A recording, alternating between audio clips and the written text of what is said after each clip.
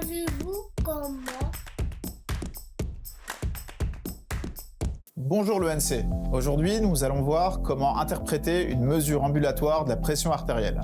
La MAPA, ou holter tensionnel, correspond à une mesure répétée de la pression artérielle pendant 24 heures.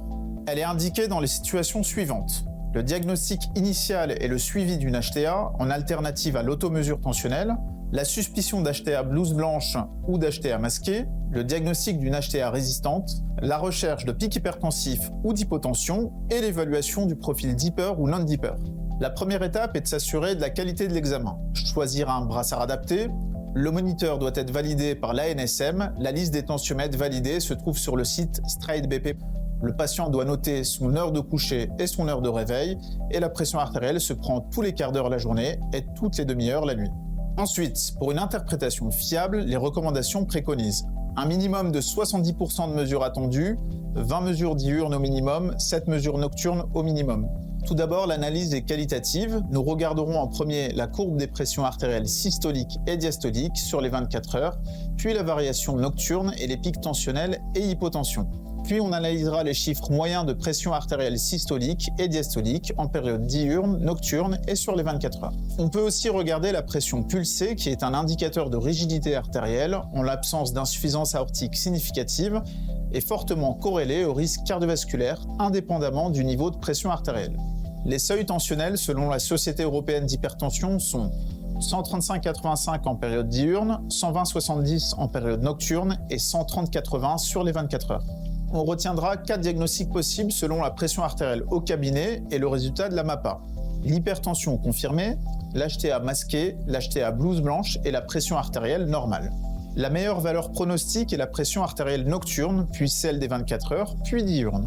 Enfin, nous nous intéresserons au profil deeper ou non-deeper du patient. En effet, la définition des profils deeper est une baisse de 10 à 20% de la pression artérielle la nuit et les non-deeper moins de 10%. Les profils non-deeper ont tendance à faire plus d'événements cardiovasculaires et doivent également faire rechercher un syndrome d'apnée du sommeil. D'autres valeurs obtenues lors d'une MAPA sont associées à plus d'événements cardiovasculaires, par exemple, le pic de pression artérielle matinale si elle est plus élevée de plus de 55 mm de mercure que la pression artérielle nocturne la plus basse. La charge tensionnelle élevée, plus de 40% des valeurs de pression artérielle au-dessus de la norme, et la labilité tensionnelle définie par une variation de pression artérielle de plus de 15 mm de mercure par rapport aux valeurs moyennes. En conclusion, la MAPA est un examen simple de réalisation et d'interprétation, fiable et reproductible, apportant de nombreux critères pronostiques et permettant d'optimiser au mieux le traitement de l'hypertension artérielle. On a donc un meilleur impact sur le contrôle du risque cardiovasculaire. La MAPA est le gold standard de l'hypertension par l'intégration de la pression artérielle nocturne, moyenne ainsi que de nombreuses autres mesures. C'est indispensable pour confirmer le diagnostic initial d'hypertension artérielle avant la sanction du diagnostic qui reste souvent à vie et pour confirmer l'HTA résistante avant de réaliser un bilan d'HTA secondaire et possiblement une dénervation rénale qui sont des prises en charge plus lourdes. La MAPA permet également de guider le traitement. En effet, une classe thérapeutique à pleine dose fait baisser la pression artérielle moyenne en MAPA d'environ 10 mm de mercure.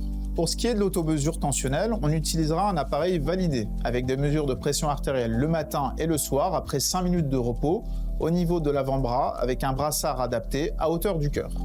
En prenant 3 mesures à 1 minute d'intervalle, 3 jours d'affilée, idéalement 7 jours selon les recommandations de l'ESC. La moyenne de toutes ces valeurs de pression artérielle nous permet d'avoir des chiffres tensionnels fiables et reproductibles. Il est possible d'ajouter une 4e mesure après 1 minute en position debout pour réaliser un dépistage ambulatoire de l'hypotension orthostatique. En complément de la MAPA, elle permet par exemple de juger de l'efficacité d'une modification thérapeutique antihypertensive. À l'avenir, la MAPA pourrait être remplacée par des outils connectés. Montres connectées, smartphones, mais ces outils ne sont pas encore validés. Alors, savez-vous interpréter une MAPA ? Maintenant,